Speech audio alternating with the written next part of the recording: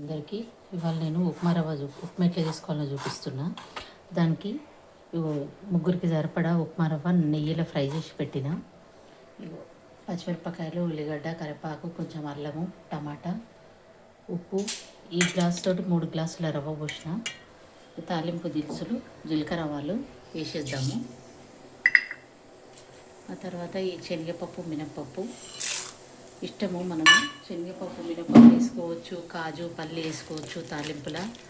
So ఇది కొంచెం ఎర్రగా ఇందాక వేగనిద్దాము. వేగిన తర్వాత కట్ చేసి పెట్టుకున్న ఉల్లిపాయలు ఇట్లా వేద్దాము. పప్పులు వేగినాయి మంచిగా. ఇప్పుడు కట్ చేసుకున్న వేసేద్దాము. టమాటా, ఉల్లిగడ్డ, అల్లము, పచ్చిమిర్చి, కరివేపాకు, కొంచెం పుదీనా కూడా వేసుకోవచ్చు, చాలా బాగుంటుంది.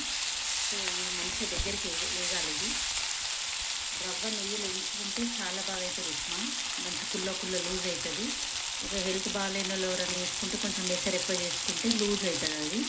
సో నేనైతే ఇప్పుడు కుల్లనే వేస్తాను. రవ్వ మంచిగా నెయ్యిలో వేసుకున్నా.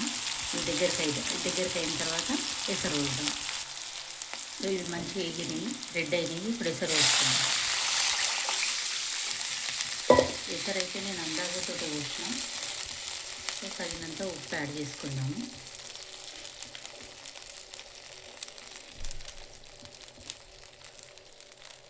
ఇప్పుడైతే నీళ్ళు మసులుతున్నాయి. ఇప్పుడు రవ్వ పోసుకుందాము. సో ఎసర్ల రవ్వ అయితే పోసిన. ఇట్లా అయింది. ఇది చాలా బాగుంటుంది. దీనికి మనం కొంచెం నెయ్యి యాడ్ చేద్దాం. ఆల్రెడీ రవ్వ కూడా నేను మంచి నెయ్యిలని వేయించిన.